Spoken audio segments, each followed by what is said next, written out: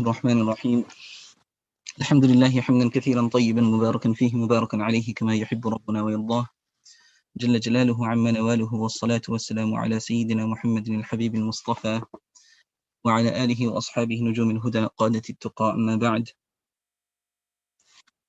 رب اشرح لي صدري ويسر لي أمري واحلل عقدة من لساني يفقه قولي اللهم ثبتنا عند الموت لا إله إلا الله أمين يا رب العالمين. Respected brothers, sisters, elders and young friends, Assalamu alaikum wa rahmatullahi wa barakatuh.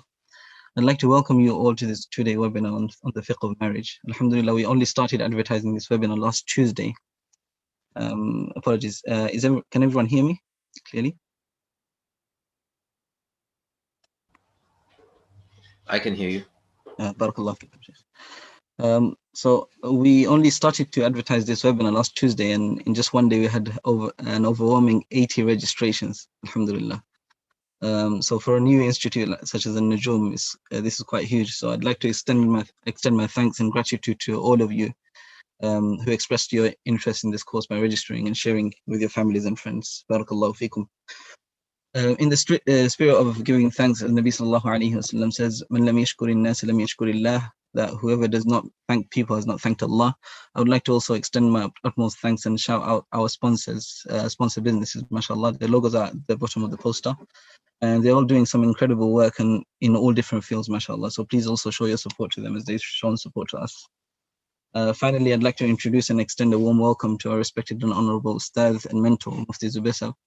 Now I expect all of you to have read his biography, the short biography that we've included in the invitation. Muftī Sahib is a Ḥadīth lecturer at Imam Zakariya Academy, as well as Rawda, which are both based in London. Imam Zakariya Academy is based in Forest Gate, and in Rawda is based in Manor Park.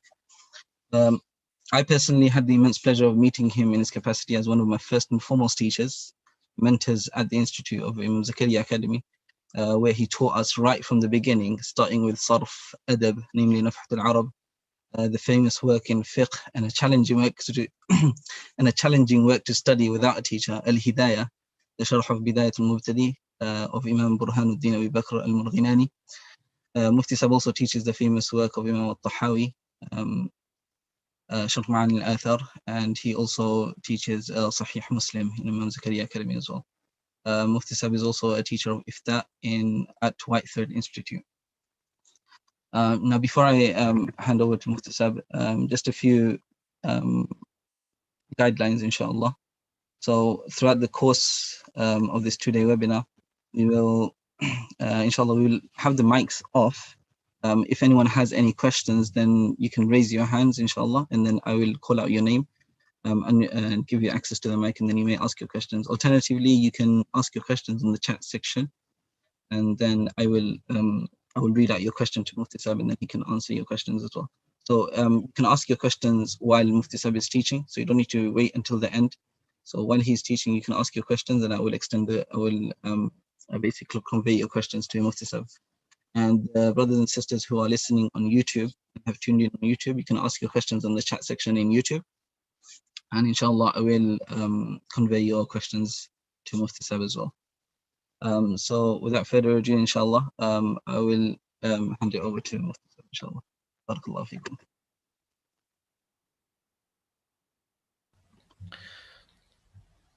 بسم الله الرحمن الرحيم الحمد لله وحده والصلاة والسلام على من لا نبي بعده. قال الله تعالى: ومن آياته أن خلق لكم من أنفسكم أزواجا لتسكنوا إليها وجعل بينكم مودة ورحمة. صدق الله العظيم.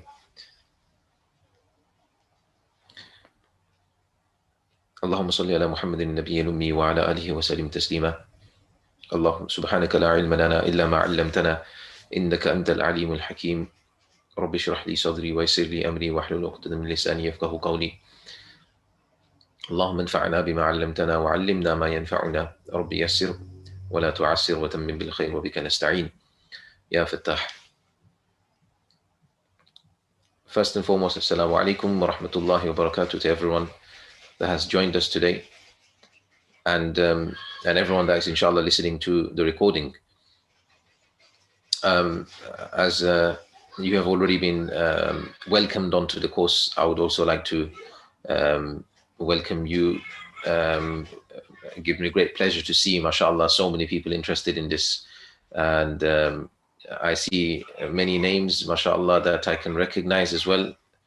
Allah Ta'ala bless all of you, look after all of you, look after all your families, and grant everyone the zeal and that desire for knowledge, continual desire to gain the knowledge, and also, mashallah, give these people that are, mashallah, organizing this for us, the Jaza'ul Khair, and give them strength to continue doing even more, inshallah, as a service of the deen, inshallah. And this, inshallah, will serve as inspiration for others as well, inshallah, so they can take ideas and see how they can also inshallah benefit the ummah. Without further ado, I think we'll start on the actual the course material, because I think we've got a lot trying to cram into the 2 sessions today and tomorrow. We'll try our best to get through as much as we can. I have tried my best to narrow down to the most important parts and the most important things of the actual course, inshallah. Okay, so hopefully it should be somewhat beneficial. Let's start from here. Okay, so this is the Fiqh of Marriage, our course. I mean, we'll be just starting off with just a little bit of advice, the way to approach this. I'm sure there may be people here that are already married, and I'm sure there will be people who are not married as well. But even for those who are married, even when we're going through the earlier stages of how to look for a spouse and things, this will, inshallah, be somewhat beneficial for other people, friends, family, even in the future, inshallah, if you have children, and for those who already have children, that when they reach an age of marriage, then how to look for them and what to advise them, inshallah. So this is firstly just a general advice that everyone's obviously, we have to look at this advice in a holistic way, in a way to improve, the vision of improvement. That's the idea of how to approach this. It's not ammunition for one against another. So if there's maybe a couple viewing this together, you don't want that pointing out, you see what he's saying, and trying to get one over one another, rather than trying to look at it in a way of constructively building oneself. So that's the way to look at this, inshallah. One looks at themselves, looks in the mirror, and improves themselves. So we improve ourselves first, and inshallah we will see benefit. We have to remember the concept. I always tell people that you can't change the world, but the one individual that you can change, we don't focus on that one individual, and that's for us, that's us ourselves, right? So we can change ourselves, we can't change other people. So if there are certain things that we don't like or whatever, then it might be something that we just have to get used to changing within us, because we can change ourselves, but we can't change others, as a general rule, as you would say.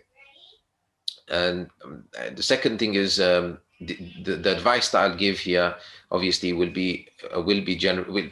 The focus of it would come from the main basis of the advice I give you will be from Quran, will be from the Sunnah, from the Ḥadīth, and everywhere where I can, I will, inshallah, mention or at least hint to the verses of the Quran which are obviously indicating to this concept that I'm giving, or even a Ḥadīth that are actually giving the concept of this. So I'll try my best to indicate towards that as well, inshallah. But the advice that's mentioned will be general advice that's given for general population of men and women. So meaning, it's generic advice. And obviously there will be some general statements that are made that may not apply to every single man or every single woman. So if you're listening to it, if it doesn't apply to you, then it doesn't matter. It doesn't apply to you. It's not something that you need to ponder too much over, inshallah. you may disagree with certain points. It's perfectly fine, as long as you're not disagreeing with the points that are mentioned from the Quran and Hadith, inshallah. Yes, which I'm sure people won't be anyway. So that's that second part. And the third is that this presentation, it obviously intends to be, I mean, we try our best to make it as balanced as possible for both men and women. So wherever I've mentioned something about men, I've tried to balance it with something mentioned about women as well, because obviously this program is for both, for men and women. So that's why we try to balance it as much as we can. None of the advice should be taken as, targeting a specific gender or something, because then you won't benefit from what you're, inshallah, studying here today. That's that. Before we even move on, I would like to stress that, especially those who have studied with me know, I don't really like to be speaking all the way myself. It's good for me when I bounce off the people that I'm talking to. So it'd be beneficial for me as well if whenever I say something and you want further clarity, or there's a question about it, you can either put, like I mentioned at the beginning, you either put your hand up and we'll have that question, or you type the question and we'll deal with that question, inshallah. So this will keep things flowing nicely. So keep it as interactive as you can, rather than me just speaking all the way. Right, so without further ado, the course itself, this is how I've broke, the three main areas I thought that are important to discuss. So pre-marriage. So in pre-marriage, we're looking at,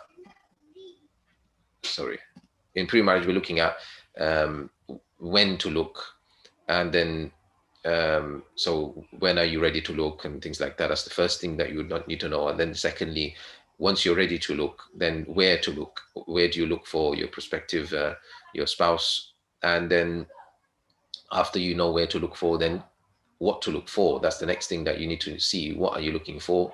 And lastly, once you've seen a person, then you want to see whether you choose to be, choosing your spouse, whether you choose to marry them or not, to say yes or no. So how to do that. So this is the steps that we'll inshallah go through, the stages that we're going to go through, guiding for that. That's all to do with the pre-marriage. That would be the first stage of what we're going to discuss today. We're going to inshallah move on to this stage, hopefully today, that's the plan, depending on how much time we have, on to this middle stage, which is the during marriage, probably be the most important part of how we live our life during marriage. So this is the one everyone wants this, right? Living a happy married life, and who doesn't want that?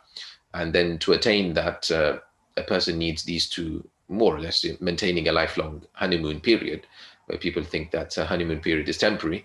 So how to maintain somewhat a honeymoon period throughout the rest of your life, how to do that, and we'll talk about that. And then the main thing is conflict resolution. So resolving conflict whenever it does come, and how to resolve it. So these things will be ingredients to living a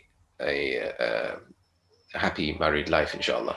And lastly, there's a few rules towards regarding divorce. We're not going to go into too much detail, but they will be the most important things that everyone must know. Inshallah, we will discuss that as well. So this is the way that the course has been laid out. Inshallah, this will make it easier for everyone. If you brain map this, that we're first going to be talking about the pre-marriage stuff. I know, like I said already, that there will be people here who are already married, or who are more interested in this stage here. Who are more interested in this during marriage stage. But inshallah, this pre-marriage will help you to understand certain concepts. Maybe certain misunderstandings can also be clarified. And in the future, when it comes to marrying off children, then this stage can be done hopefully in a better way. So that's the purpose of this, inshallah. So without further ado, let's move on to our first.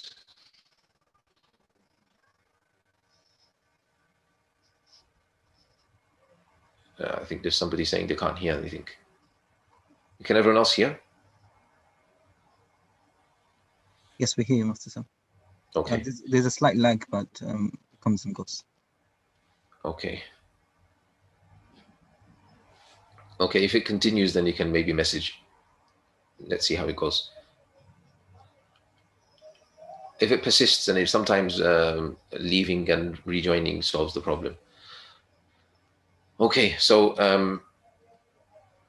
without further ado, let's moving on to, so we've got pre-marriage.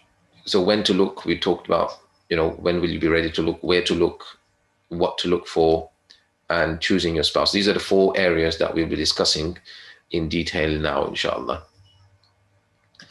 So first one is when to look. So in terms of fiqh, juristically, according to what we understand, that there are different rulings when it comes to the marriage itself. So what nikah actually is in terms of ruling wise. So firstly, nikah can become wajib on an individual. So when it become wajib is when a person fears that they'll fall into sin if they don't get married. So if they fear sin when they don't get married, if they were not to get married, then it becomes wajib for this person to marry, to keep themselves away from sin. So that's that first stage of wujub, and hopefully many people won't reach this stage, because most people will be on this stage of sunnah, which is a person won't fall into sin, but has the capability to get married.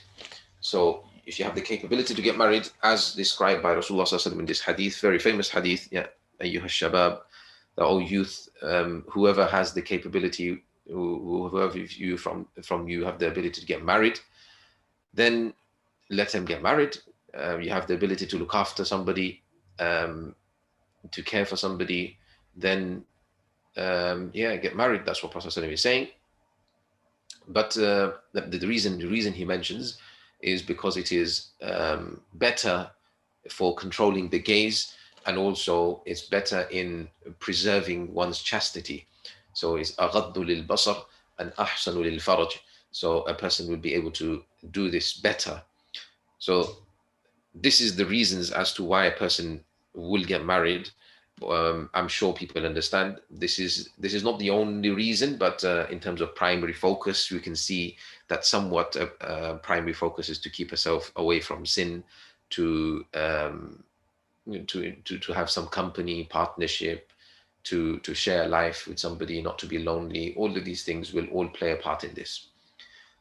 Then you've got another hadith, famous hadith as well, that marriage is from my way, an-nikahu min sunnati, and then whoever doesn't act on my way is not from me, or mentioned in hadith as well of Rasulullah sallallahu alaihi wasallam, فَمَنْ لَمْ يَعْمَلْ بِسُنَّتِي فَلَيْسَ مِنِّي.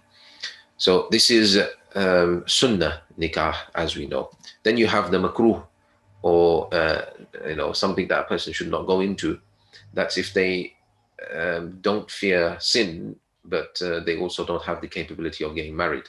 So they don't have the capacity, they can't look after somebody right now, they don't have the necessary funding, or financially they can't look after somebody and things. So then they should not be getting married at this stage. So yeah, these are the different levels of nikah. I'm sure most people here would fall into this sunnah category, but if some people do fall into the other categories, then yeah, that's that. So when to look, simply when you're ready, you've got these certain needs to be fulfilled, you want to share a life with somebody and things, then yeah, you start looking. Now what's the next stage is where to look now. So once you're ready, you've determined yourself that I want to get married, so what do you do next? There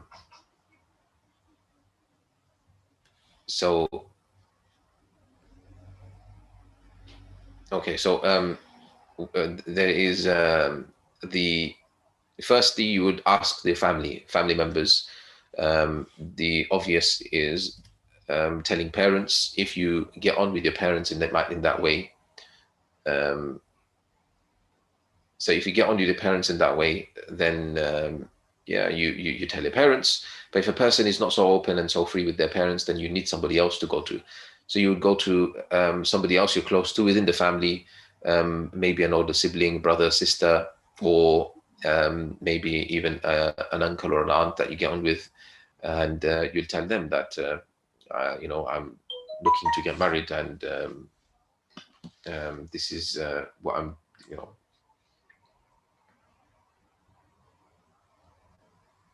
so that's that. And then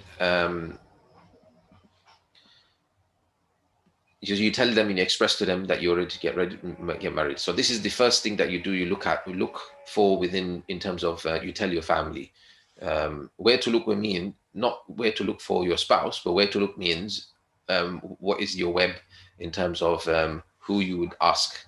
So you firstly ask your family members, and obviously within that will come you ask your friends if they've got people, because there are many friends that do eventually get their friends married to their, for example, their family members, so a sister of theirs or something, because they deem their friend to be a really good person. So they would maybe even deem their friend to be the perfect person for their sister or somebody like that, or maybe their cousin or somebody. So their friend may know somebody who the ideal person is. So obviously you would tell your friends when you're looking as well. So this is something that you would do. Then local scholars, and also certain masajid. So certain bigger masajid, they have marriage, set up services. So they will, you just apply, and they'll have like a database, and they will match up people in accordance to what they see they're looking for. So you'll have to write down what you're looking for, and then they'll see, and they'll send you certain contacts. So certain masajid have that, and most scholars are approached by, especially imams of masajid, are approached by their local people to look for somebody for their son or daughter. So scholars always have contacts to be able to give you to be able to span out the web for you to be able to look for somebody. Otherwise, it does become really challenging for some people. There are many people who take years to even find somebody, and it's a very, very tiresome, frustrating sometimes task. It's a very, very choring task that a person wants to look for somebody, and if you have a very small scope just within the family, for example, and the only people looking for you are the family, then it becomes narrowed down for you. So the idea here is to try to create the web, make the web, expand the web, not just telling your family members and others, but telling friends, scholars locally. I mean, sometimes obviously you can't approach the scholar, but you can tell, for example, your older brother or a relative or the father or somebody to approach the scholar who will then do this for you. So that's something that you can do. And also marriage networks. So you've got many, mashallah, nowadays you've got quite a few marriage networks across social media. Like you've got WhatsApp groups that have proven to be very successful. There are certain scholars, mashallah, that they have databases as well of prospective individuals, and they run this kind of service for matchmaking. So getting in touch with these kind of people will also be very beneficial. And lastly, obviously, without neglecting the matrimonial websites, but this one obviously comes with a lot of warning, because these matrimonial websites, without me going into detail, I'm sure many people will know that many of them are not actual matrimonial websites. They're fronting as a matrimonial website, but it's in essence a dating website, and people get together and they, in essence, hook up, right? So you don't want to be involved in that. You don't want to be involved with somebody that's just messing about with you. So there are matrimonial websites which actually run quite with a lot of integrity, you can say.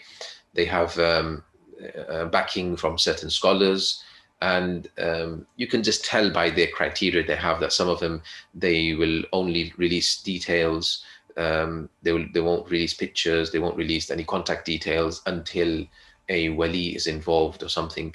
So there's many websites that actually do it the right way, you can say. But yeah, I mean, taking advantage of that is also something that a person could do. So this is where a person can look in terms of, inshallah, some sort of benefit. Then we have next we see what to look for. So these are areas that we'll discuss in detail now. So what is it that a person will be looking for? So from the Hadith of Rasulullah we understand that a woman is married for 4. Obviously, it says woman because it's talking to men, but obviously the women today I'm talking to, I mean, there's no reason why certain things here won't apply to the woman looking for qualities in a man. So firstly is their wealth. You look for limaliha, walihasabiha is her family, walijamaliha, her beauty, and wadiniha, so her religiosity. So these are 4 qualities that Rasulullah mentioned that generally people are married for these 4 reasons. Not to say that these are the only reasons. There were many other reasons. Even Rasulullah himself married, for example, sometimes for a political reason. So there may be other reasons which are not mentioned here. These are not just it's not an encompassive, exhaustive list, but it's just a general list where Prophet is mentioning that these are general things why people are married. So then he gives, this is the main thing, which is he was trying to give preference to piety, to deen, and attain success. So this is the way that, فَاظْفَرْ بِذَاتِ الدِّينِ تَرْبَتْ يَدَاكَ. So this is what Rasulullah is saying, that give preference to the religion. But it doesn't mean that a person gives preference to religion in a way whereby they're compromising other things that matter to them. And that's the balance that we want to, inshallah, try to strike here. So there will be certain traits that a person will be able to judge before meeting an individual. And these are things that are important to do because then you lead to complications. Firstly, their family, you want a similar talk, social background, not to say in terms of racial background, we're talking about, just a social background, a similar type, because then the person will be brought up in a similar way to you, and is more likely to be compatibility. So obviously you can pick from any culture in terms, but as long as the background is similar, it doesn't have to be the same, because obviously there are many examples of people who do get on very well who come from different backgrounds. But this is just general, like we're saying, generalizing advice here. Then you've got wealth that can also be judged before meeting. So this is very important to understand. There are certain things that you judge before meeting. So you've got wealth, similar financial status. Again, this will create certain mentalities that you may want to have. Then you've got education, all of these things you can judge.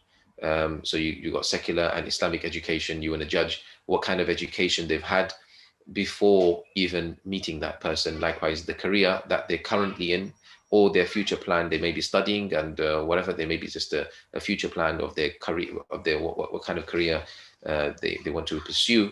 So these are things that will maybe matter, and these are things that if they matter, then you need to judge them before meeting them. There's no good, meeting the person and then judging that the person doesn't match my requirement in terms of education. I was looking for somebody who's, maybe you're an alima or somebody and you're looking for an alim or whatever way, and they don't meet that requirement. So what was the point of actually meeting them? So you don't meet the person until they meet certain criteria that you can find out beforehand anyway. So this is quite important.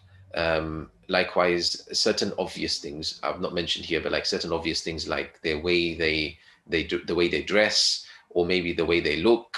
So if somebody is, mashallah, somebody is really pious, they're looking for a somewhat similar type of male for themselves to get married to. If it's from perspective of a woman here, we're talking. So then, if you're really pious, you dress in niqab, for example, and you're into your tahajjud and things like this, right? Then you've got this prospect that family have brought. So you look at, and and they've come in, and the person has like maybe piercings on his, he's wearing and maybe he's got short back and sides, and you're like, what happened here? So as soon as they walked in, you've already said no.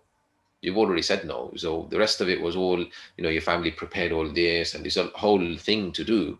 So why go through all of that? So these are things that the main thing I'm trying to say here is that before a formal meeting takes place, you want to make sure that there are certain things that are in place. You can say certain things that look promising, and then you take the matter further. So these traits that can be judged before meeting should be judged beforehand. through different means. Obviously, certain things will be judged by asking around, and I'm sure like things like this can be done.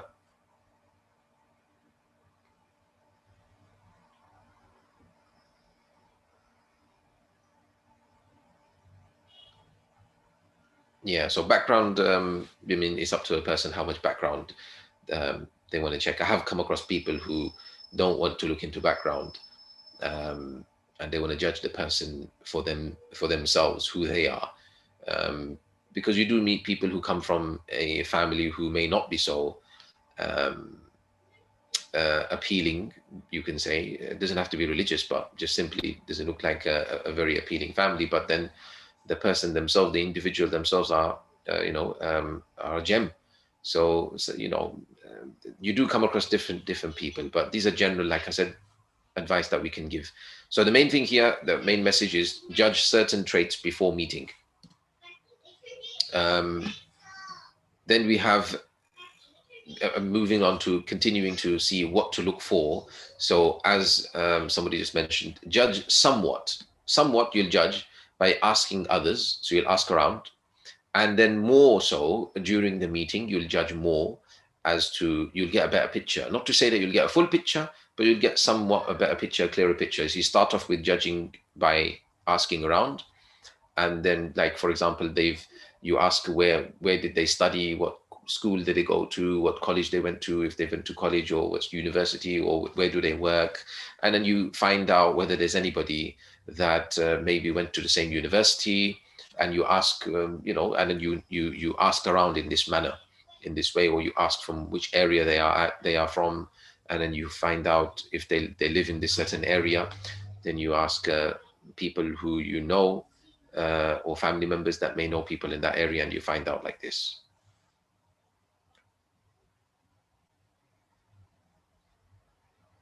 Yes, I think somebody has their hand up.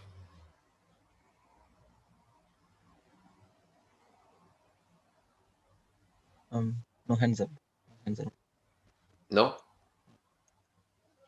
Okay, maybe it was my mistake.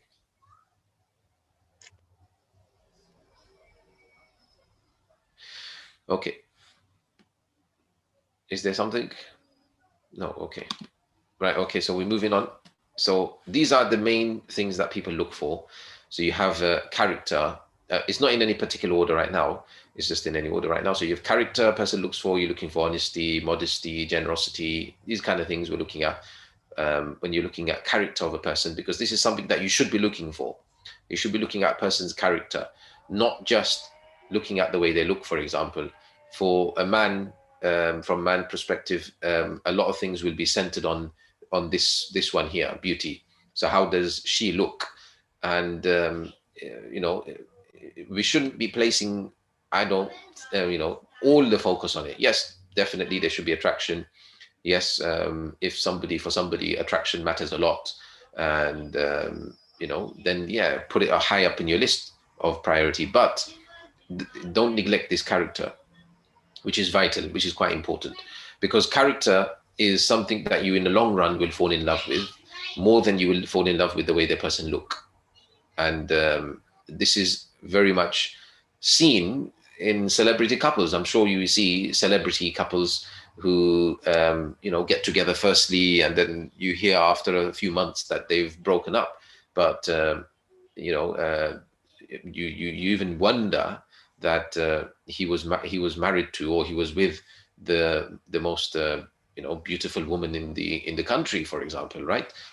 She maybe even had been Miss World at one time or something, right? So why is it that they break apart if beauty was everything? Beauty was everything. But initially, when somebody's younger, they understand only one thing, and this is something that people get let down with later on, because they look at beauty, but the beauty wears off eventually.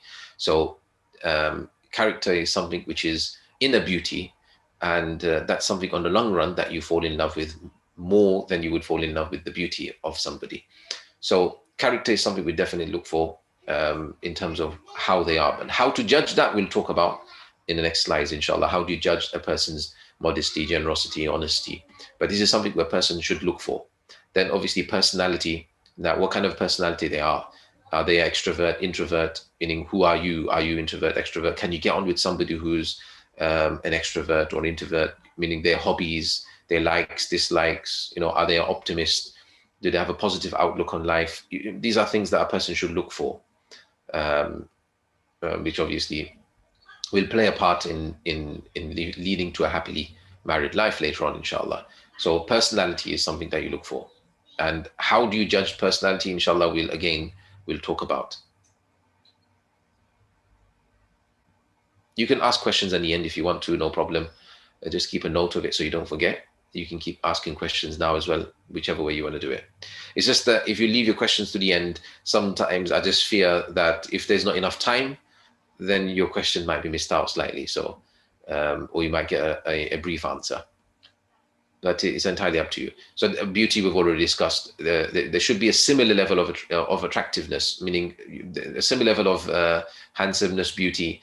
A person that is, not so beautiful maybe, or not so handsome, looking for somebody who is a number one in the list of beauty, for example, you're not going to get that. You have to reflect at yourself. There have been so many people that I have personally come across that they haven't been married for so long, like I can't find anybody.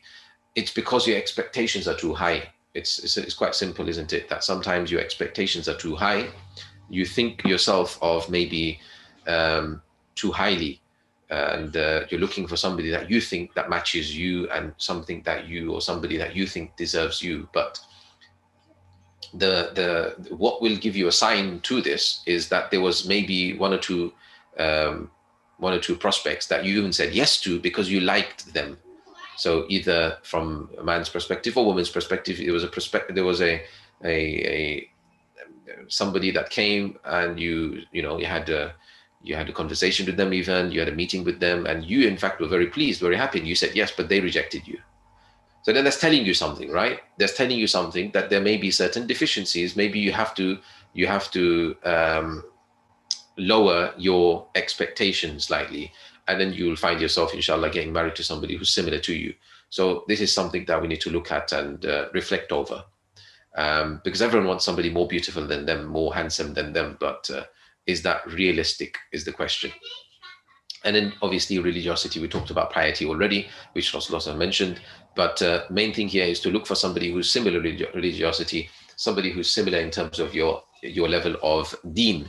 Because you get married to somebody who's too pious for you, then you struggle, you have a hard time. Or somebody who is in fact not even you praying your tahajjud, and somebody who's not even praying their fajr, for example, then you find a real task to live the rest of your life with that person. So you want to find somebody who is a similar type of religiosity as well. But all of these things somewhat can be molded, as long as this last one, which is mindset. This is the single most important one. Out of every single one of these, the most important one, I clearly say, is mindset. So you have to have somebody who's a similar mindset to you, similar way of thinking as you may be. They may not be, for example, they may not be as pious, as religious as you are at this stage, but they are got a similar mindset, similar outlook on life. And if they are of similar mindset, the key thing here is you've got the key ingredient to now push their religiosity, their piety up to the level that you desire. Yeah, you may not be able to change too much in beauty, but you can change, for example, certain personality traits. You can change certain characters as well, characteristics of theirs. You can make them, more generous and things if you want that, as long as the mindset is very similar to yours. So this is vital. If you do not have similar mindset, you will struggle with everything. So it's quite important that you look for somebody with a similar mindset. Now, how you tell these things, we will talk about.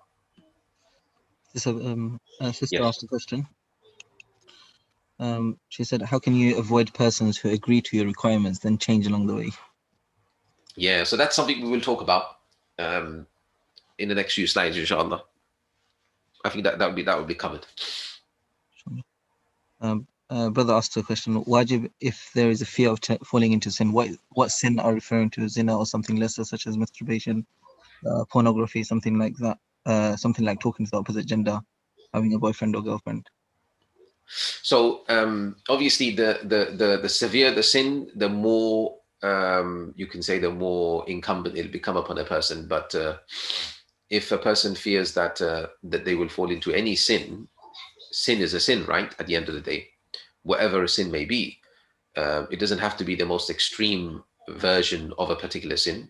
But yeah, a sin is a sin, and if a person fears that now the desires are getting the better of them, then they need to look for a halal outlet. Is there anything else? That's it, Mufti. That's it. Okay, so we're moving on. So inshallah, some of the questions are going to be answered as we go along, but you can still carry on asking. Yes. Anyway, so now determining your ideal spouse. Now, how do you do that? What do you do in a practical sense? Okay. So first thing I tell people to make it quite easy is list around 10 qualities. You need to sit down with a piece of paper. You need to do your homework, in essence. So I'm getting you to do your homework here. This is quite important, to do your homework. I mean, a lot of people, they don't realize that I have to do something before I go into an interview. Some people just turn up blind to the interview. I'll be myself, isn't it? I'll just go there however I like. But then you come out of that interview and you're confused, and then you're asking people. I can't tell you the amount of people that have actually come to me and ask me that I'm confused. I don't know what to do. I've done istikhara, I've done this, and I'm still confused. I don't know what to do. The question is, have you done your homework? Have you done what is required of you? If you've not done that, then you're going to be confused. And not only that, but remember, marriage is something that is for the rest of your life we're looking at here, yes? It's not a, it's not like you're going to buy some clothes and, if you don't like it, then you give it back, or you don't like it, you just go buy something else. It's not like that here, yeah? We're looking at marriage in a very serious way here. And in order to make sure that you've done your best to find somebody who will be compatible to you, you need to do a bit of effort. You need to sit down with a pen and paper, sit down and do this, which is write a list of 10 qualities. I say 10 is just an approximation, around about 10. You can have 12, you can have 15 if you wanted to, but the more you have, the more you'll have to decipher. But you want to have around about 7 to 10 qualities in your ideal spouse. So you think of your ideal spouse, your ideal husband, your ideal wife. You think of that and think, what qualities would this person possess? So this is a thing that you write down. Once you write that down, you prioritize these qualities that you've written. You write them in order of priority, write numbers on them. And then lastly, you think of appropriate questions stemming from these qualities. And I'll give you an example to make you understand these 3 steps. But these 3 steps are important. Yeah. So everyone, list the qualities, write them down. Then what do you do next? You prioritize them. And once you prioritize these qualities, you stem off questions that come off each quality that you're looking for to determine that quality. Does this person have that quality, that particular trait? So let's look at an example here. We have a case study of Nasim. Nasim is either a boy or a girl, right? So let's look at this. So looking at qualities now, yeah? So examples. So this is what the person will sit down with a piece of paper and you write down these things. So desired qualities I'm looking at, for example, Nasim wants somebody who is attractive. He or she are attracted to that person. They will live with my parents. They are talkative. They are, there's health focus, because I'm quite healthy and I'm more or less a health freak. So I want somebody who's focused on their health. I want somebody obviously with similar mindset, because this has to be there. I mean, this is something that everyone must have in their list of looking for somebody of similar mindset. Generous, because I want somebody generous, like me, for example. Nasim says, and I want somebody who's calm, not getting angry all the time. I want somebody who's a little bit intelligent, so I'm going to judge that intelligence by they have a bachelor's degree at least, and they are working currently. I want somebody who's responsible.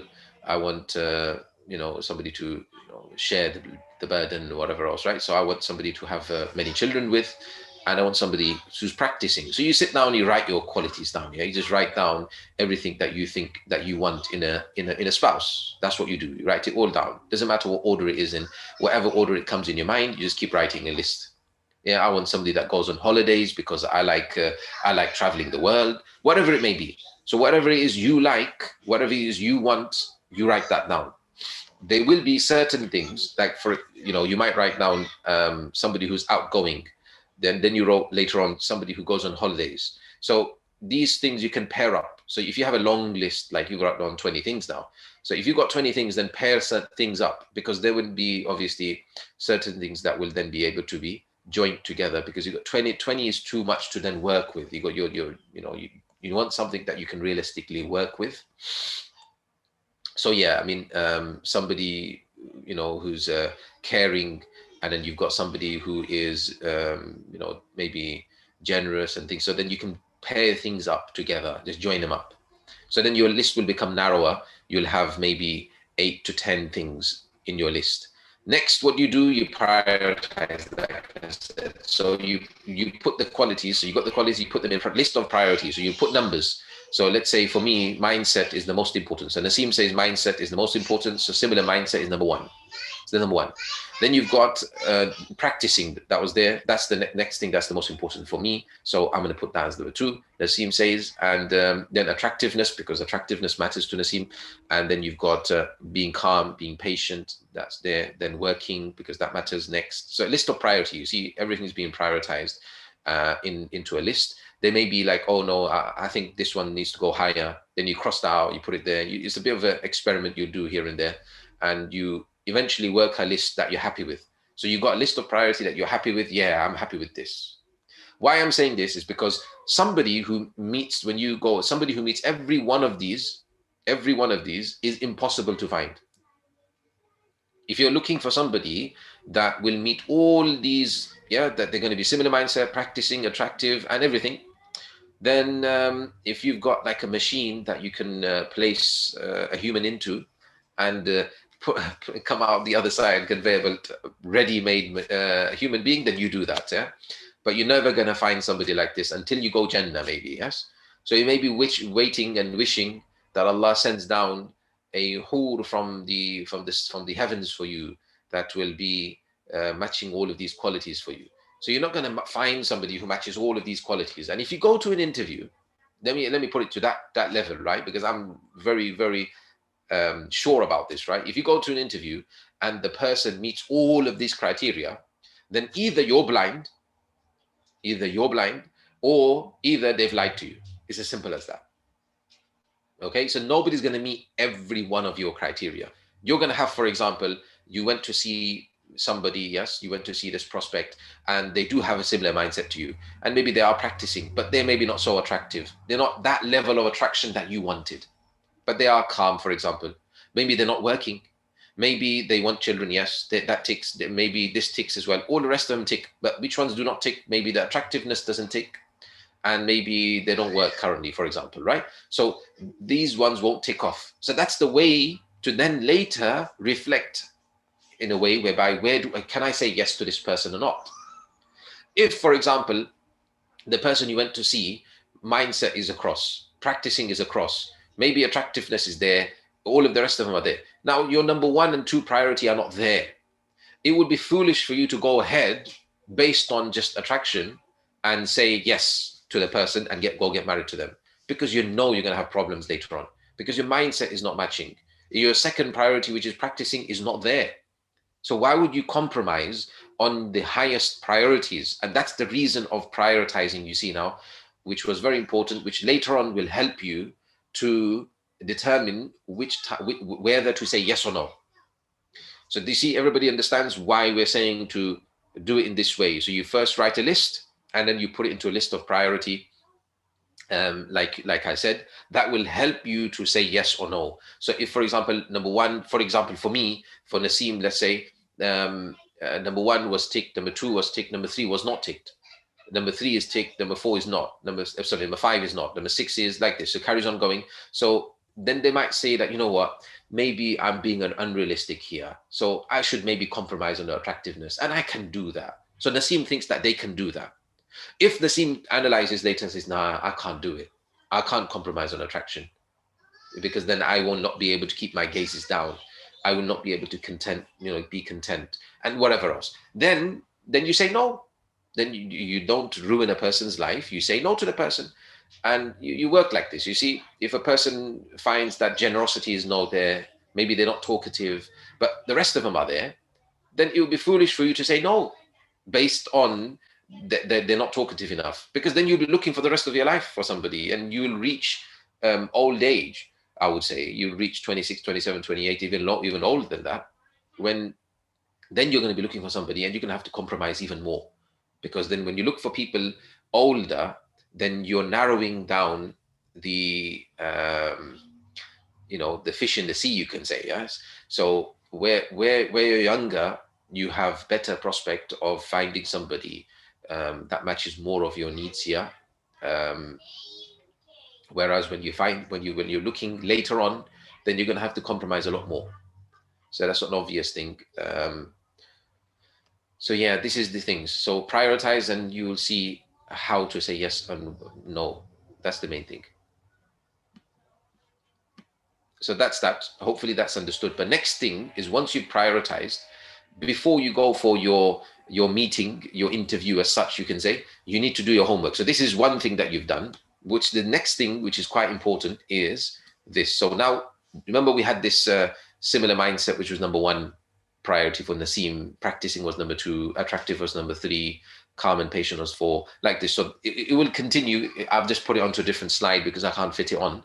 But on your sheet of paper, you would be, like for example, here, you would be stemming off, like you just write an offshoot, like draw an arrow here and write a question here, draw another arrow, write a question here, draw another arrow, write a question here, just brainstorming off this similar mindset. That how can I tell if a person is of a similar mindset to me? What will I ask? So this is what we're looking at now. Yeah. So the things that you would ask, these are just examples. These are not, it's not an exhaustive list. This is giving examples to people to show you what I'm talking about.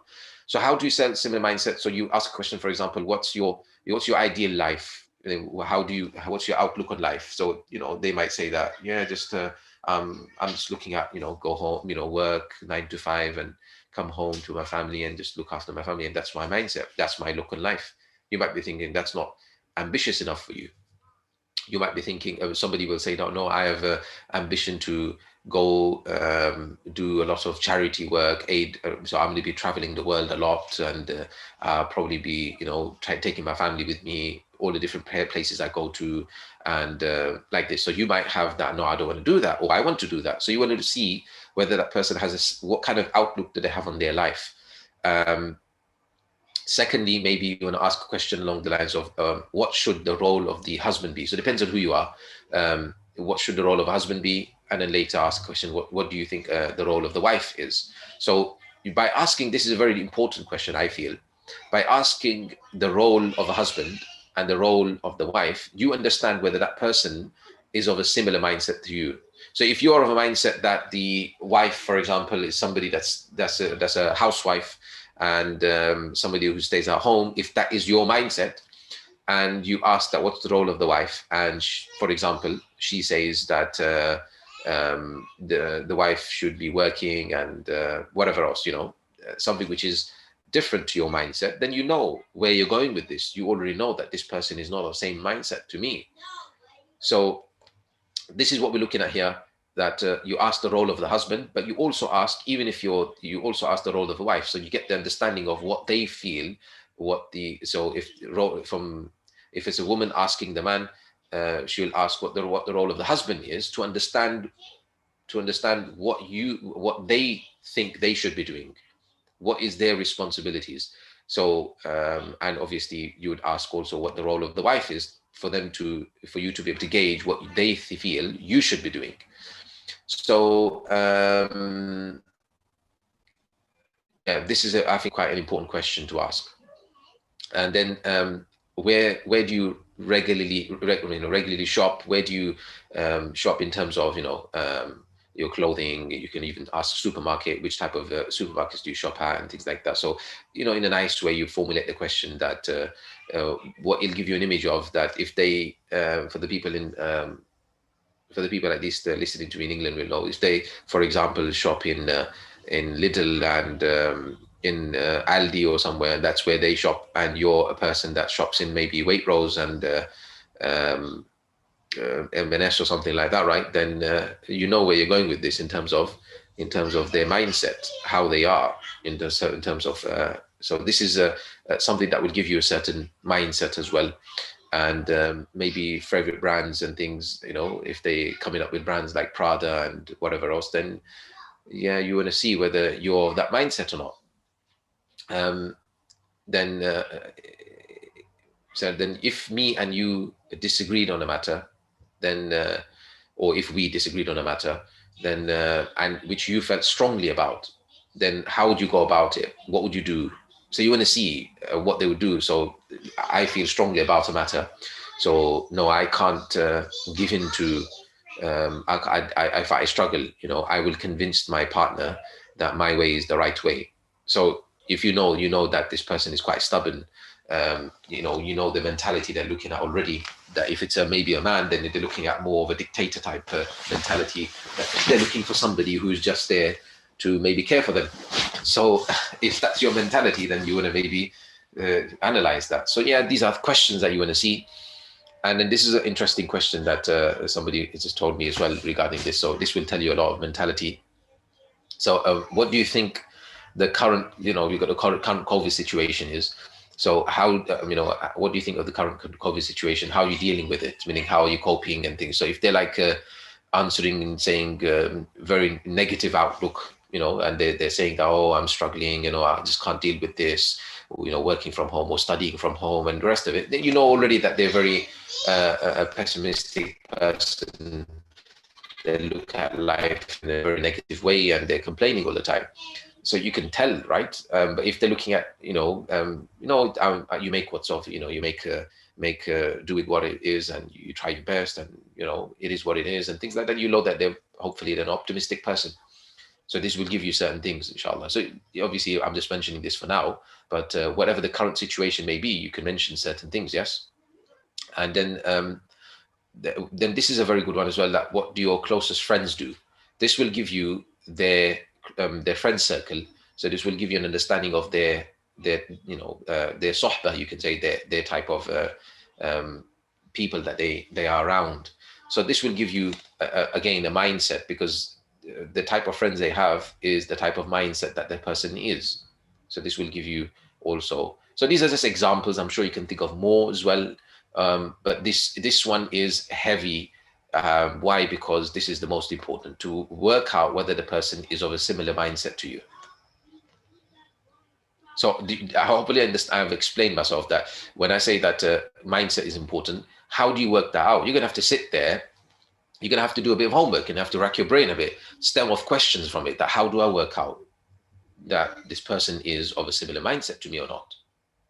So you draw questions from it. Are there any questions or anything? No questions. No. Okay. Right.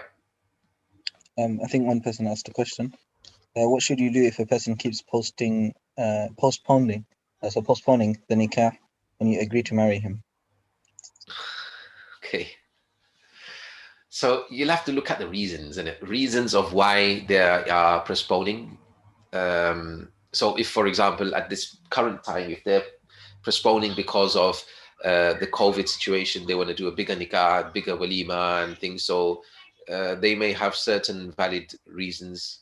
So you want to consider it, right? You need to come to some sort of compromise. It can't be that before you're married, you're already having disagreement, right? You can't even see eye to eye. You can't see, you can't give in to what the person is saying. But yeah, you have to look at the reasons. If it's that they're just buying time because they're not sure whether they should be marrying you or not, then you want to consider that, right? That they're probably unsure. You want to make sure that that is not the reason why they're delaying. So yeah, what do you do? It's going to be judged on the scenario, the specific scenario, I would say. So then here we have the second thing on our priority list there, practicing. So again, some of questions from it. Practicing. Yes. Another person raised their hand to ask a question, inshallah.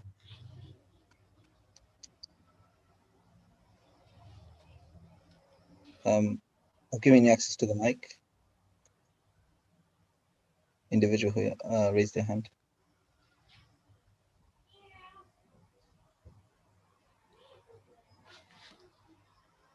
You want to ask your question?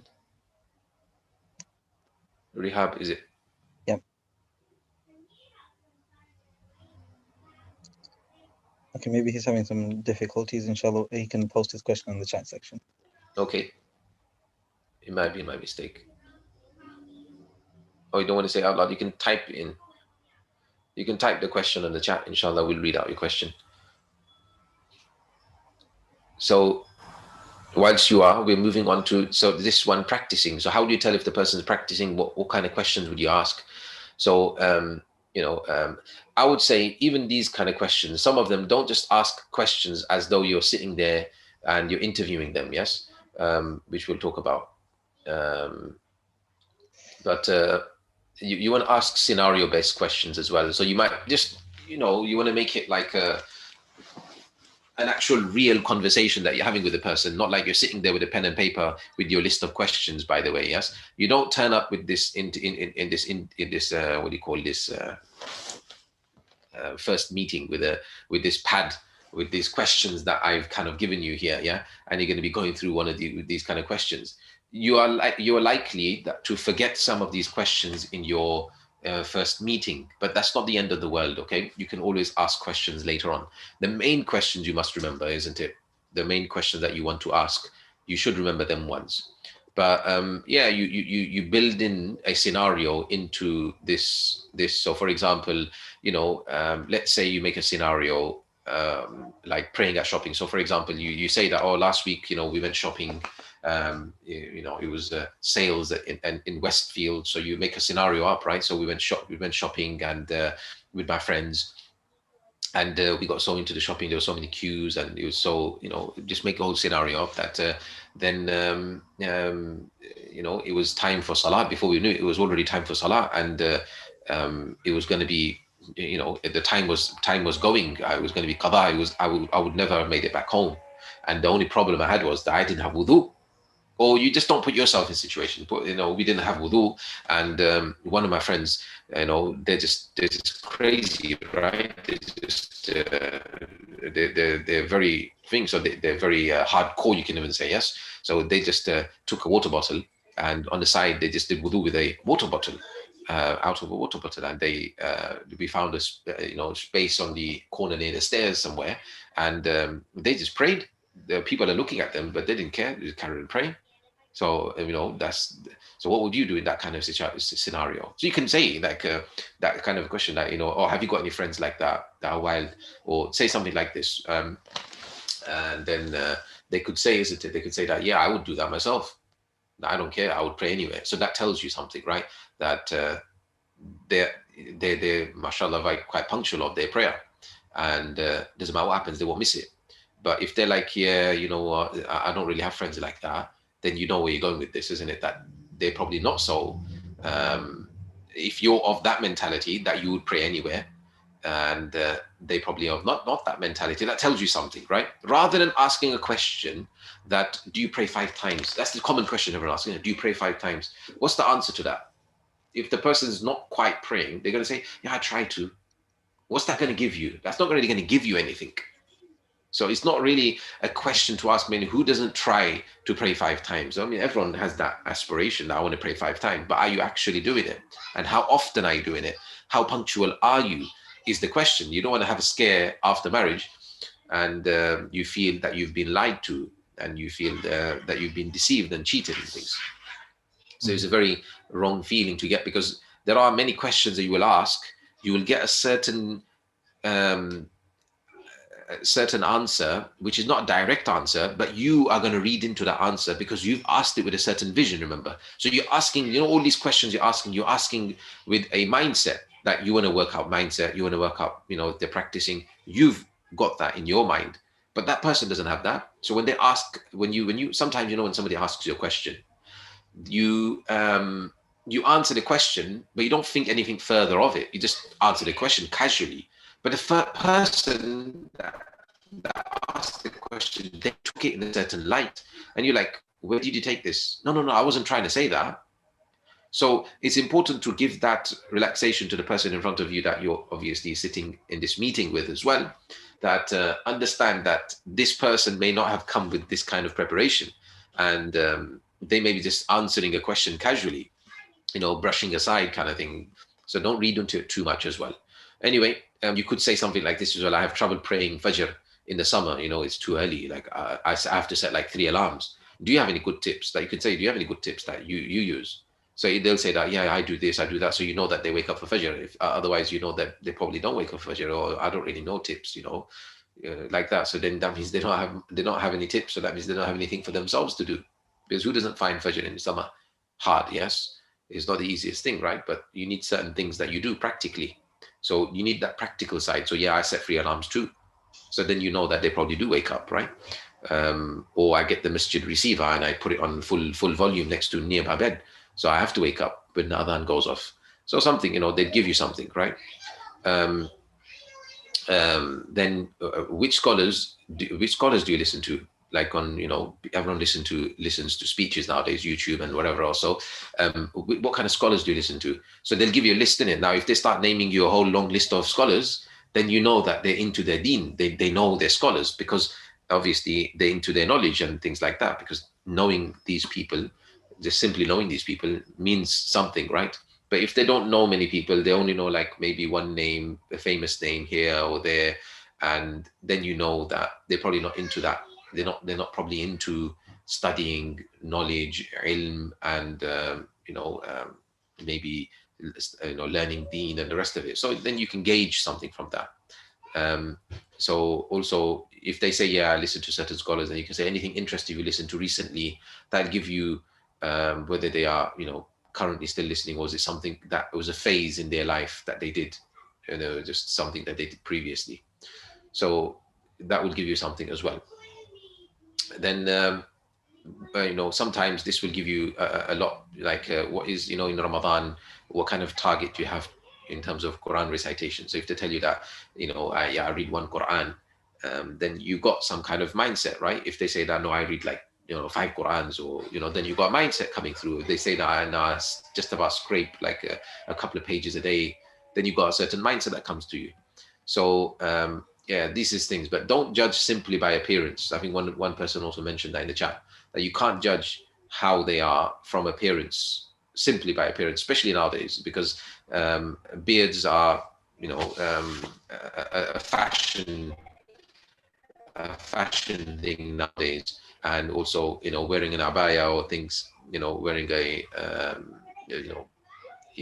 even a scarf or something, right, is a fashion thing nowadays, right? So it's not necessary that they dress in a certain way that they are religious or pious. Yes, I'm sure people can appreciate that. So don't judge on appearance simply. And third thing was attractiveness. So how do you go with this? What do you do now? So yes. Sorry. So asking questions was basically asking open-ended questions rather than closed questions. A person asked, can you ask a person directly? So when you go to meet a person, can you ask them directly if he or she has friends of the opposite gender? They have what? Friends? Of the opposite gender. So a potential spouse. Okay. Can you ask them if they have the... Yeah, so when you ask this, when you say about friends, so you can spin off a question from that. So who are your closest friends? Then they'll say this. Oh, do you have like friends with the opposite gender as well? So they'll say it. You can ask that kind of a question. Of course you can, to work out their mindset when it comes to whether they're relaxed about that or not. So that would be something that, yeah, you could ask. If that matters to you, remember, whatever matters to you, you can ask. If it's something that matters to you, you can't say that I can't ask that, but there will be a right time to ask it, right way of asking it. You can't just go in there, sit down and say, first thing you ask is that, or do you have friends with opposite gender? That'd be like, whoa, that's very abrupt, isn't it? You have to build it into the conversation. So it's what I'm saying, that you have to know where to ask and how to ask. Is that making sense? So certain questions, I'm going to give guidance in the next slide. So I think everyone gets the pictures, and I'm just going to go, to the next slides, inshallah. But to judge their attractiveness, obviously you can judge that by seeing them. This is an important point I would normally tell, because for men, especially from men's perspective, because this is something that I've been doing marriage counseling for well over 12 years now, yes. And I've dealt with plenty of cases where the man, he can't say to his wife, but he says it to me, that he doesn't find his wife attractive, and he feels that he was deceived and he was betrayed, or he was somewhat shown a different picture earlier on, in different ways. So I'm sure people know. So then I normally tell people that, look, if you can't say in your first interview that to tell her not to come with makeup on, or at least heavy makeup on, then at least do it for the second interview. For the second meeting that you do, request that she does not apply any makeup. This will then give you that you're looking for something that, because you're hesitant because of you don't know whether you're attracted to her or not, then this will give you something, inshallah. If attractiveness matters to you so much, and if figure matters also, because this is something that I dealt with as well. If the figure matters, then make sure that she doesn't wear an abaya, because the abaya will obviously cover everything in terms of the figure. So wear normal clothes. Obviously, we're not saying to wear tight clothing or anything, but just wear normal clothing, which will then give you a better understanding of the figure, if that is something that matters to you. So these are things that you can request. So I'm saying, look, this is maybe some people will deem this to be quite immodest, like bear sharam, like you can say that. How can you ask not to wear something like this? Or, this is a bit stepping overboard. They're telling her not to wear makeup or something like that. And some maybe even feel insecure without their makeup or whatever else. Maybe they got these issues. But the point is, if it matters to you, then you rather get it sorted now than later on when you're married, then you trying to sort things out and you're not happy. So that's what I'm saying, because then it messes people's lives up. You're messing yourself, your life up. You're messing another person, especially from this perspective, you're messing another woman's life up. So that's that. I mean, without hijab, you probably can. If he refuses to remove the makeup and abaya, then that'll give you a perspective in it. That'll give you a mindset. That'll give you how or why. You can even ask, why would you not do it? And if she has a good enough reason, then you can look past it. If she doesn't have a good enough reason, then you may not be able to look past it. So that's that, yeah. To judge how calm they are, so you would tell them, you would ask the question that what would you deem to be a major difficulty, a major event in your life? Like, what was a major thing? If they say like, my major difficulty in my life was like my last exams, that was like the most difficult for me in my life, that they've not really tasted difficulty in life, right? But if they give you something that is really something that they went through, I lost a parent and this was very difficult, things like that, and I was more or less the one that gelled the family, kept the family together, and whatever. So you can see that I practically brought up my younger brother and sister, kind of thing. And you can see what kind of a person they are. They're more likely, hopefully, they seem to be. You can ask other questions as well to work out whether calm and patient they are. But that's another one that matters as well, to work out that. So, I mean, I think you get the picture. I don't want to draw too much closer to our time because we've got a few slides to still get through. But this one working, you can get that worked out. Obviously, what will happen is you want to work out how they are, whether they are financially responsible. Do they have a concept of expenses? So you ask them that, do you have any financial responsibilities? Do you pay bills or anything like that? So you understand, they do understand financial responsibilities, or they don't have. Are there questions? Yes, from YouTube. Some people are concerned if the person has been in a relationship. Is it necessary to know? How do you ask without offending? Yeah, that again, it depends on how much it plays a part for you. Some people, it doesn't really matter to, as long as the person has turned a new leaf. So it depends on yourself. If you think that no, I've kept myself pure all my life, and I want somebody that's the same. So this matters to me. So you can ask that question. The only thing is, be aware that when you ask certain questions that are, especially in the first interview, that are unpleasant, you would say, and catching somebody off guard, then remember you're putting that person in a position where they have a choice in their mind to either lie or tell the truth. Now, there's no way that you're going to find out unless it was common knowledge. But there's no way that you're going to find out that they had a certain relationship or something without them revealing it to you. So the question now arises that, is it worth it? Is it worth me putting them in that spot, in that position, that they then have to end up lying, for example, and then later on in life, I find out that they probably did. And then I will bring it back to this, that you lied to me. And then I will not be able to get over that. And this is being, sometimes in cases that I've dealt with, this has been a very sticky point for them, that the partner just can't deal with that you lied to me from the beginning, that you didn't tell me when I asked you this question. But then why ask that question? Why did you put that partner in that situation that they had to lie? Yes, I understand that it's not the reality is, I understand that they shouldn't be lying, but the reality is that it's a 50-50, right? It's a hit and miss, that they may lie, but they may tell the truth. And I would say, swaying, especially on if they've first time met you, you want to present yourself to be a good person and the rest of it, right? You most likely will end up lying if they don't have a level of taqwa. So you want to judge that, whether you want to even ask that question or not, whether it matters so much to you or not. If it does matter so much to you, then you probably will have to ask in some way. But if it's something that you think that, if I don't know, I don't know, right? If you don't know, so what will it do to you if you don't know? So then let's move on, right? So certain things are better, that you don't know, and that's how it would be.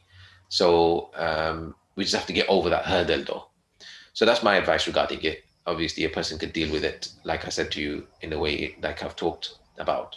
So this financial responsibility, you need to see whether they are financially understand responsibility or not, because then you need to see whether they're going to care for you or not, and things like that. Especially from a woman's perspective, if you're looking for somebody to give you financial, to fulfill the financial needs as well. And then you've got, you can ask these kind of questions that, do you spend on any item without limit? So like some people have a, desire for collecting handbags, or maybe shoes, or maybe books. They're really into their kitabs and their books, so they spend without limit on books. So that will give you a certain ideology, a mindset that they are a spender, or they're not a spender, or whatever else. So that'll give you that. I've not put questions for everything. So, this one, wants children, is quite obvious. I'm not going to, so can you think of questions yourselves? So I was going to ask if you could think of questions yourselves and wait for you to answer, but we're running out of time. So I'm going to move, in interest of time, move on to, but you can think of questions yourselves. So live with parents, you can ask questions like, what do you do when you have a disagreement with your own mother? So you ask that question, what do you do when your own mother? Then you would ask the next question, which is leading on to it, that if you had a disagreement with my mother, then how would you deal with it? These are things that you want to ask about. Whether I'll voice my opinion. I'm an opinionated person. I think that I should have a voice, or no, whatever it may be. I'm not saying that something is a right answer or something is a wrong answer. It's just that you want to try to gauge what kind of a person they are. So again, health focused, you ask, how often do you eat out? Or if you eat out one day, then where would you eat from? So if they tell you that they'll eat from anywhere, whatever cheap and cheerful, Dixie or whatever else, the chicken burger and chips kind of thing, then you know that what kind of a diet they may have, or what would you normally order if you ordered something. So then that will tell you, isn't it, that they're a pizza person, or they are a Subway person, or they're a salads person, or they're, whatever else. So some healthy person, you can tell that kind of thing if this health matters to you. Now, I'm sure you get the picture now. The point is what? Write your priority list, summarizing this, write your list, prioritize it. That's the second step, prioritize it, and then stem off questions from everything. Is that making sense to everybody? Once you've done that, then you have your questions, and you work through slowly your questions with obviously inserted between. So you have to think of your own questions. Now, the tips I want to give for discussion and obviously making up your own questions is that don't ask direct or leading on questions. So direct questions or leading on questions, like the scenario I gave about praying. So in the shopping one, yeah. So in that one, you wouldn't put yourself in the situation. So you wouldn't say that I just did wudu with the bottle and I just prayed on the side. I didn't care. I don't do anything. I don't worry about people like that. What would you do in that situation? You don't want to say that, because if you say that, you've already told them what the right answer is, what the right answer you're looking for is. So if they found you attractive and they want to get married to you or something, right? They're going to give you the right answer. They're going to tell you what you want to hear. So you don't want to answer. You don't want to ask a question which is leading on or leading to the right to so-called right answer, meaning something that you want to hear. So ask questions. When you make up questions, ask questions that don't necessarily, build up a scenario like I just built up a scenario, and don't give away the answer what you want to hear. You understand me? So what do you think of these questions? These are obviously things that I wanted people to give comments on. So do you think this is a good question or bad question? What do you do to stay healthy? So what do you think about that? Is that a good question, or do you think that's not a good question?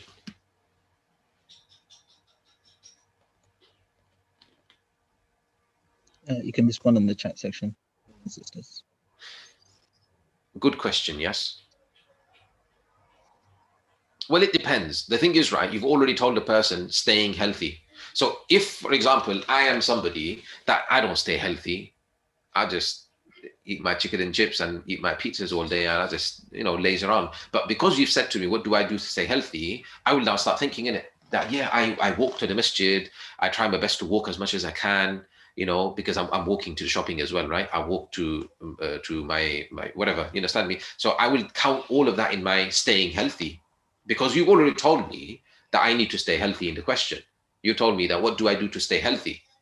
So, all right, yeah, so I do this, I do that, and I will start thinking of anything, because everyone thinks of themselves to be healthy. Like, who here would say that, nah, I'm not a healthy person?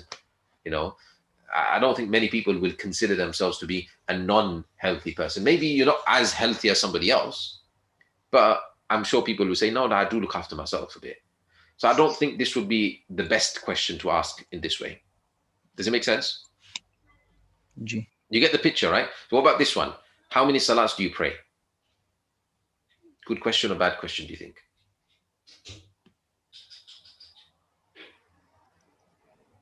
It's leading, is that? It is, yeah. It's somewhat leading on, isn't it? That how many salats do you pray? It's like, okay, I try to pray all of them. Or, yeah. It could be giving you, and so some of these questions, they may be bad questions, but they could be an opening to you asking a second question further, because you can't ask a deep question straight up. You need a bit of small talk, a bit of build up, right? Because you don't want to be scaring the person off, like this person's quite serious, right? So you're asking all these interview questions, and they're going to come out of there thinking that this was worse than my job interview. I had a job interview. This was more interrogating than that, right? So you want to have a bit of obviously natural conversation within it. So this might be a question that you builds to something, right? So yeah. So what about this one? What time is Fajr in the masjid? Because I've had people ask this kind of question. People have told me that, yeah, I've asked this question. What time is Fajr in your masjid? What time was Fajr today? Like that. What do you think? Good question, bad question? It's a good question. Yeah, somewhat a good question. I think it would depend on the situation. I think you have to judge the person in front of you. If you think that they would consider you to be, it would be a very interrogative question. A very, it's like you're in your first interview. You're already what do you call intruding in my space. You're not giving me any space. Like, you've already asked me what time was Fajr. You're testing me. Now, how do you know I do pray Fajr every day, but today I missed it? How do you know that? Or whatever, or today the Fajr time changed, and whatever. And not only that, but remember, sometimes when you're caught off guard, I'm sure people who are old enough will understand as well. But like, if somebody asks you your age, like, what's your age? And you're like, oh, because when you're past 30, you stop counting in it.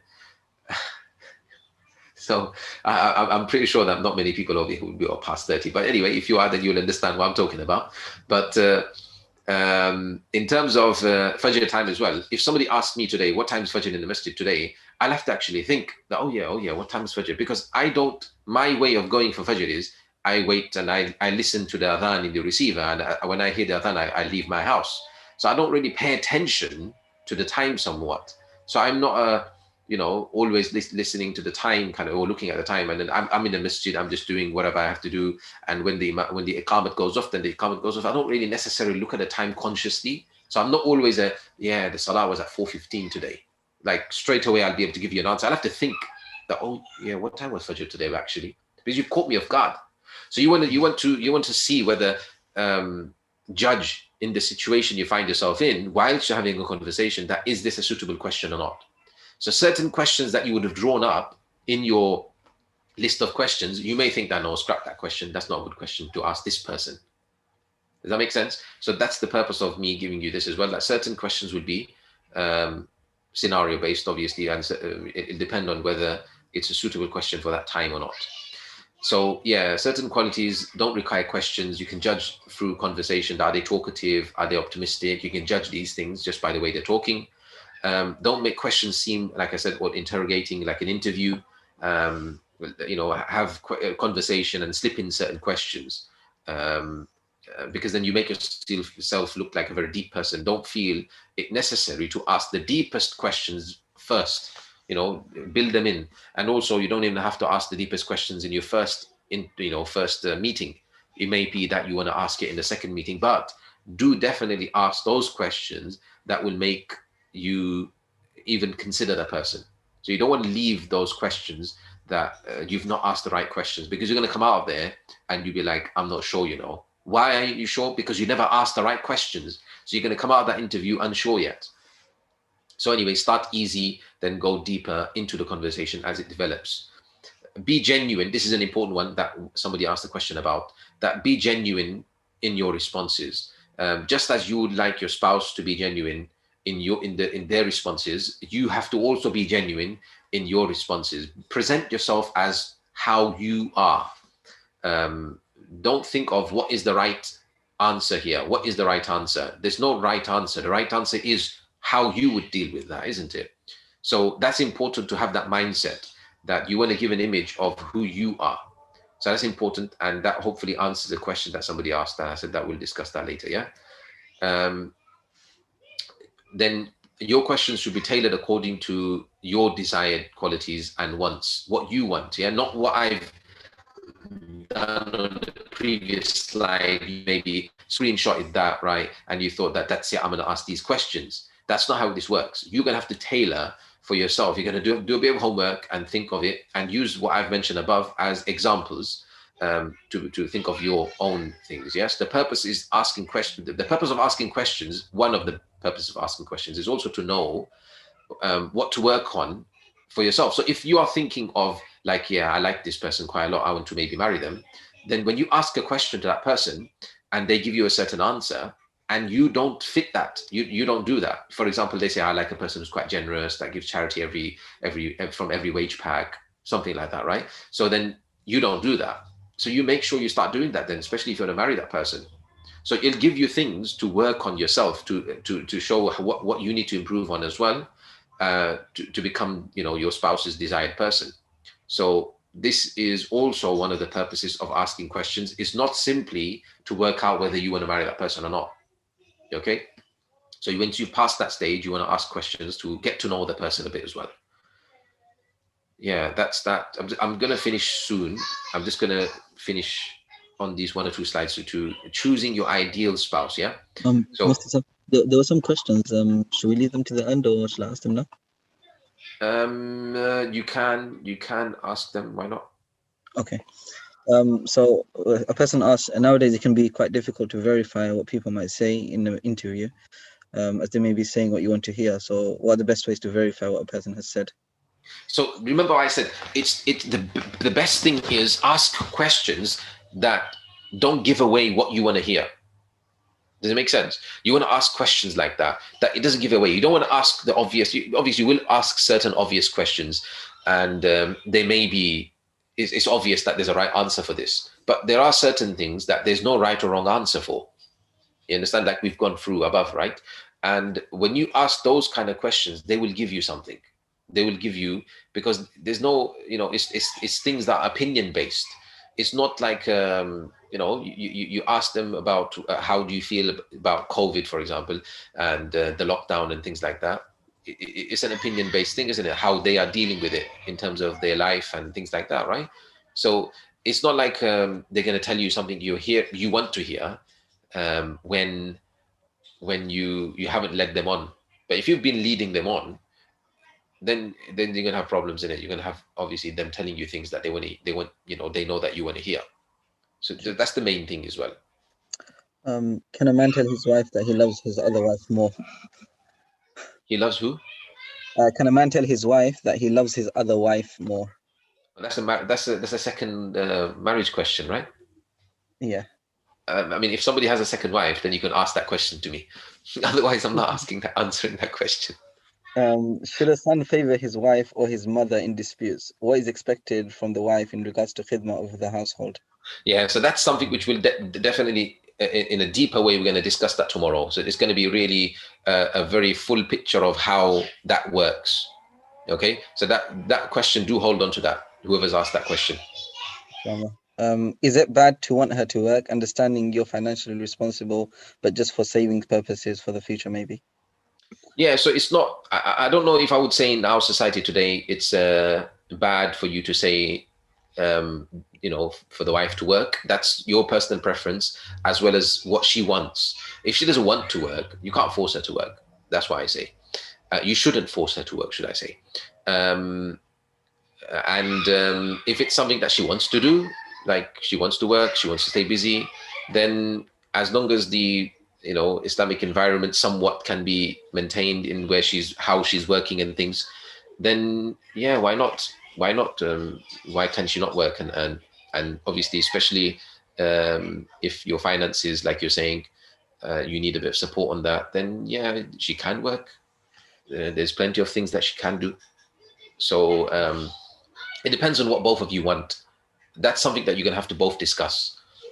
I don't think it's a matter of demanding. It's a matter of discussing what works for both of you. Should you ask questions about mental health issues? Yeah, so there will be definitely questions that you want to ask if it matters to you, if you think that there's an issue regarding mental health or even just general health. That do you have any health problems? You can ask that question if you think it's an appropriate question at that time. Again, you want to ask it in a way whereby it's not too intrusive.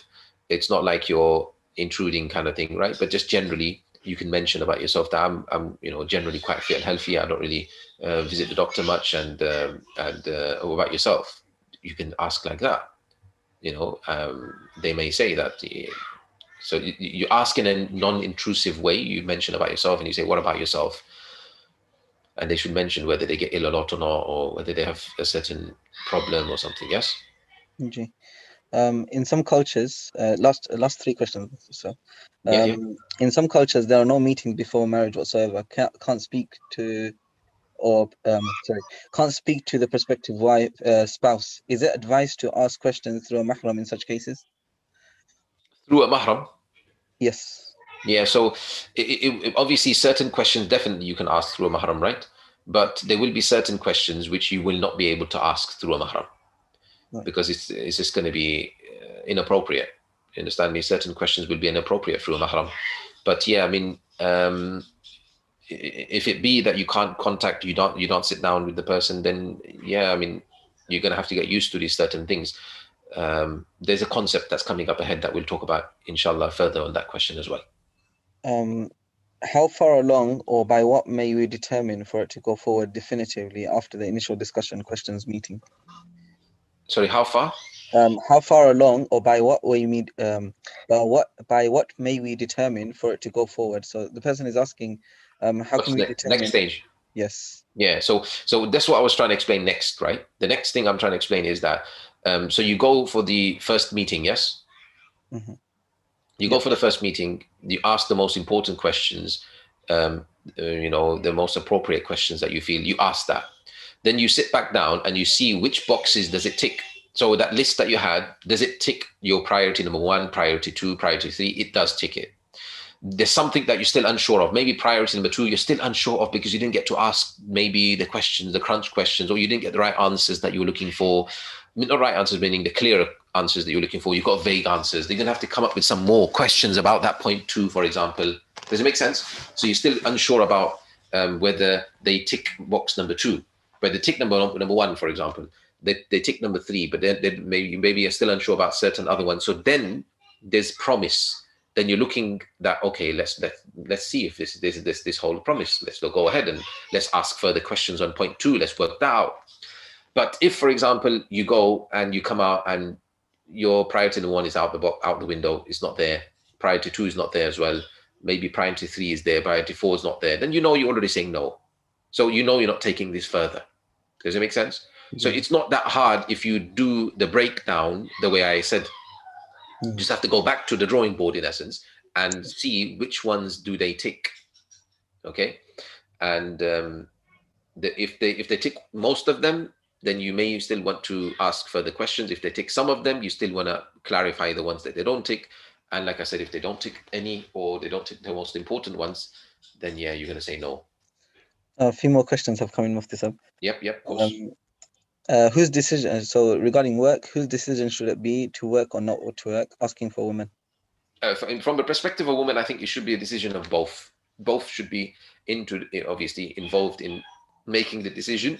Obviously, depending on the area and the society you live in, but probably in our society in England, the balance will tip probably more towards the woman's side, where if she does want to work, then it'll tip more towards her side of wanting to work. The husband could express that I don't want you to work, and she could comply to that, and she could say no, I want to work though, and then ultimately it will be her decision, right? But yeah, you need to, if he doesn't want you to work, you're gonna have to work out why. That's something which we'll talk about tomorrow, inshallah, in conflict resolution. So there's a conflict. How do you solve that conflict? What do you do about it? Do you just obviously become stubborn and do whatever you want, which is going to lead to more problems? Okay. Or do you actually come to some sort of compromise? Okay, so I guess that's what you're talking about, right? If it's like if it's that she doesn't want to work and he's forcing her to work, then again, he shouldn't be doing that. Okay. There should be a good enough reason. So he should be sitting down with her and explaining to her why he wants her to work. Yeah. Does it make sense? Really. Two people asked the question, how should meeting be conducted? In what kind of environment should it be in? That's the next thing. In terms of the jawaz and what you can do. And somebody asked another question as well about looking at the hair and things like that, right? Yeah. So I think that we'll discuss tomorrow, because I don't think we'll have time now to go into the fiqh of it, right? But the fiqh of it, if we can maybe keep the questions for that, inshallah, that would be the next, in essence, slides that we'll be talking about. Someone asked, can you do the meeting via Zoom, etc.? Yeah, you can, obviously. Why not? Yeah, that's it, inshallah. Okay. How long? We've gone over time, right? Yes, we've gone over time, but you can maybe finish this slide at least or so, yes?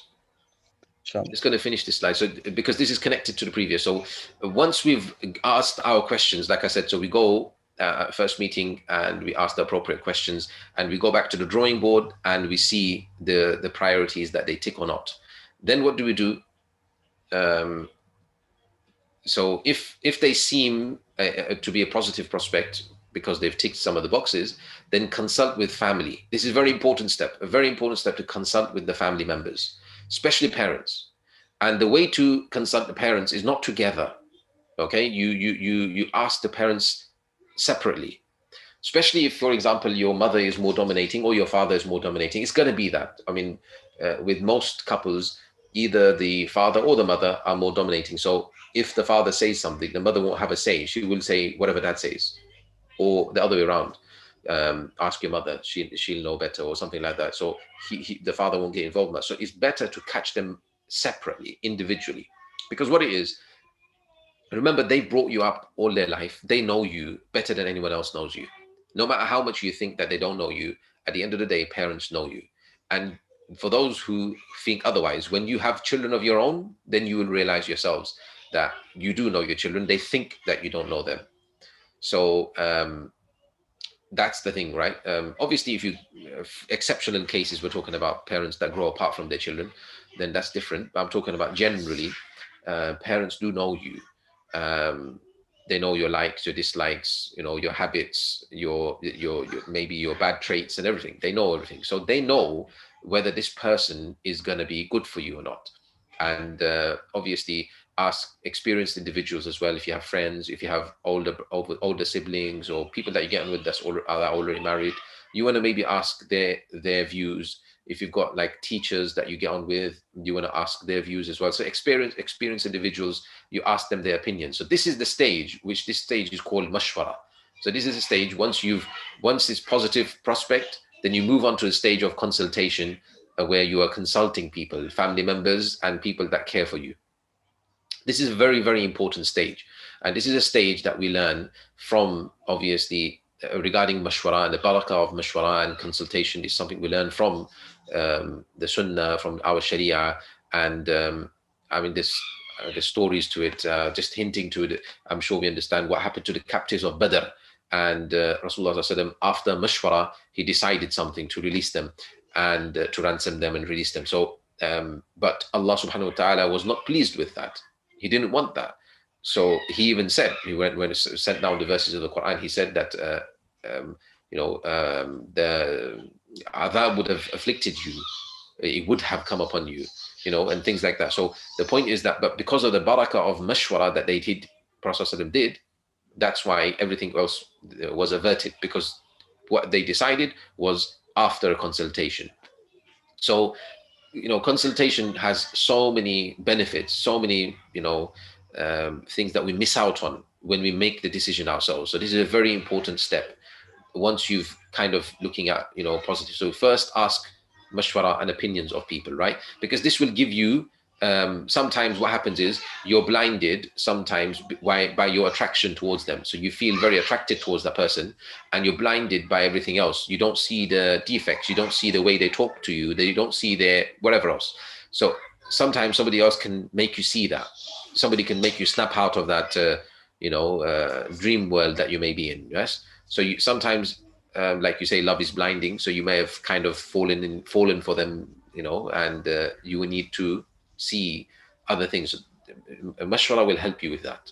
So that's why this step comes next. And then once you pass that and you see that, yes, it looks promising, then you go ahead for a second meeting. Okay, you go for a second meet, possibly even more, and you ask the remaining questions, maybe the deeper questions that you want to ask, and you see whether it's something that you want to go for. Okay, but there's nothing wrong with asking for a second meet or even a third, but you don't want to maybe take it further than that, right? Because then it becomes a bit, it depends on the scenario, really. So yeah, this is the method of choosing, and then you perform istikhara after that, and lastly, you make a decision. So these are the 5 steps, and inshallah, I'll leave you with this today, because inshallah, we want to discuss some points like istikhara, and then coming to a decision, and certain concepts, inshallah, we'll recap over tomorrow, and we'll try finishing off the most important parts of this particular session, which is all to do with pre-marriage. Is that okay, everybody? 2 more questions, Mustafa. Yes, of course. How can revets approach for marriage while their parents wouldn't like them to get married into a Muslim family? So their parents don't want them to get married into a Muslim family. Ji. So you can't really go to your parents, then, is it? Right? So you can't really go to your parents. You're going to have to go to maybe the small Muslim circle that you ask around. You have to utilize all the other methods that I mentioned in finding somebody that would be suitable for you. Gee. Right? But yeah, I mean, it goes without saying, right? I mean, you're going to have to find somebody especially if you're a woman, you're going to have to find somebody who's a Muslim. Yeah. Final question. Is talking alone online considered khalwa? Yeah, so the fiqh discussions, inshallah, we'll talk about tomorrow. Inshallah. So that'll be the next thing, inshallah. What can you do, what can't you do? Inshallah. Jazakallah. Is that okay, everybody? Yes, the same link will be used for tomorrow's lecture, inshallah. Perfect, inshallah. Jazakallah khairan, Muftī. No problem. I hope it's been useful for everybody. Make dua. Allah Ta'ala makes all the useful things come out, because there's so much still to get through. But we'll try our best, inshallah. Let's see how much we can get through. Look, we've only been through, I think, we're on here 4 slides, and we've got like 50 slides to get through. So we'll see how many we can get through. There will be some that we'll just brush past and may not be the most important, but inshallah, make dua, everybody. Allah Ta'ala grants us the ability to mention those things which are useful and helpful for everybody. Let's see if there's a third session maybe in the future sometime. Inshallah. Some students were asking if we, after the course is finished, if they will have access to the slides, inshallah. Yes, inshallah, we'll do something. It's an aim for me. An aim is that we want to make this to be a course that is nationally done. And we're going to do some sort of certification and things like that. So I want to give the materials out as well for anyone that studied it to be able to conduct it as well, inshallah. Because the idea is to create the awareness, inshallah. Okay, so inshallah, I will be sharing it. جزاك الله خير أستاذ. حياكم الله. جعل هذا السعي في ميزان حسناتكم. Ameen, ameen. Make du'as as well, everybody, inshallah, and see you, inshallah, tomorrow. Allah Ta'ala bless everybody and look after everybody and accept our ibadat and fasting.